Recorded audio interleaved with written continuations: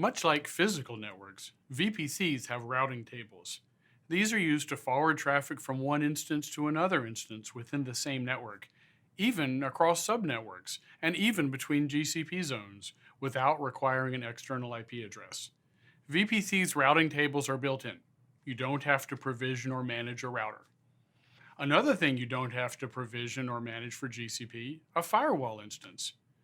VPCs give you a global distributed firewall you can control to restrict access to instances, both incoming and outgoing traffic. You can define firewall rules in terms of metadata tags on compute engine instances, which is really convenient. For example, you can tag all your web servers with, say, web, and write a firewall rule saying that traffic on ports 80 or 443 is allowed into all VMs with the web tag, no matter what their IP address happens to be. Remember I mentioned that VPCs belong to GCP projects. But what if your company has several GCP projects and the VPCs need to talk to each other? Don't worry, that's totally doable and manageable. If you simply want to establish a peering relationship between two VPCs so that they can exchange traffic, that's what VPC peering does.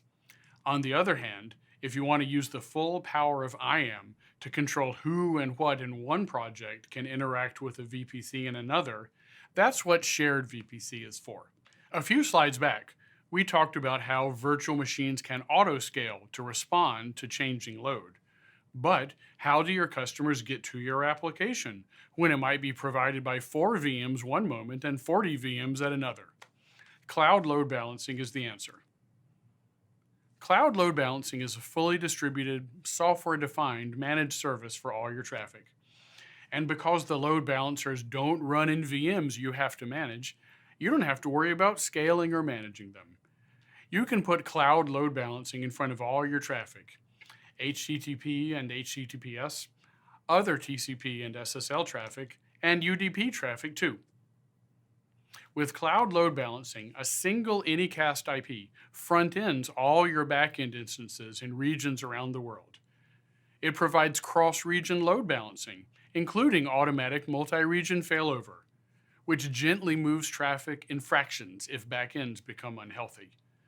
Cloud load balancing reacts quickly to changes in users, traffic, backend health, network conditions, and other related conditions.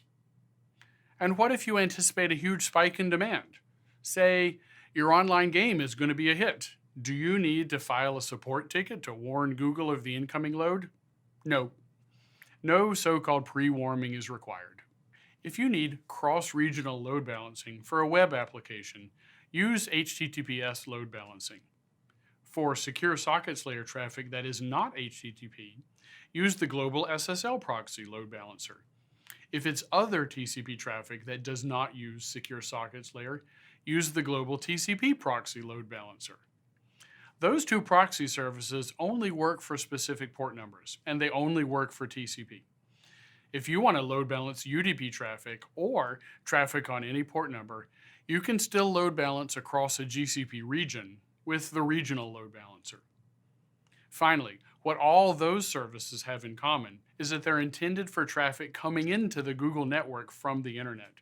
But what if you want to load balance traffic inside your project? Say, between the presentation layer and the business logic layer of your application.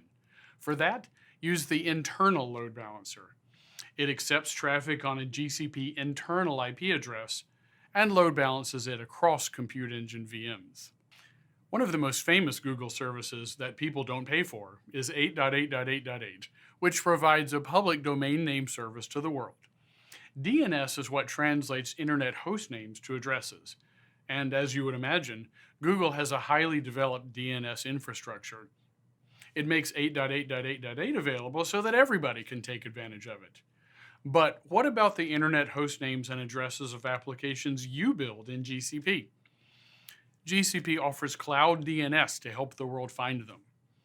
It's a managed DNS service running on the same infrastructure as Google. It has low latency and high availability, and it's a cost-effective way to make your applications and services available to your users. The DNS information you publish is served from redundant locations around the world. Cloud DNS is also programmable. You can publish and manage millions of DNS zones and records using the GCP console, the command line interface, or the API. Google has a global system of edge caches. You can use this system to accelerate content delivery in your application using Google Cloud CDN. Your customers will experience lower network latency. The origins of your content will experience reduced load, and you can save money too. Once you've set up HTTPS load balancing, simply enable Cloud CDN with a single checkbox. There are lots of other CDNs out there, of course. What if you're already using one? Chances are your CDN is a part of GCP's CDN Interconnect partner program, and you can continue to use it. Lots of GCP customers want to interconnect their other networks to their Google VPCs, such as on-premises networks or their networks in other clouds. There are many good choices. Many customers start with a virtual private network connection over the internet using the IPsec protocol. To make that dynamic, they use a GCP feature called Cloud Router. Cloud Router lets your other networks and your Google VPC exchange route information over the VPN using the Border Gateway protocol. For instance, if you add a new subnet to your Google VPC, your on-premises network will automatically get routes to it. But some customers don't want to use the internet, either because of security concerns or because they need more reliable bandwidth. They can consider peering with Google using direct peering. Peering means putting a router in the same public data center as a Google point of presence and exchanging traffic. Google has more than 100 points of presence around the world. Customers who aren't already in a point of presence can contract with a partner in the carrier peering program to get connected. One downside of peering, though, is that it isn't covered by a Google service level agreement.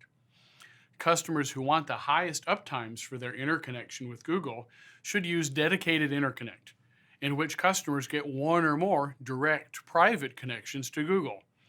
If these connections have topologies that meet Google's specifications, they can be covered by up to a 99.99% SLA. These connections can be backed up by a VPN for even greater reliability.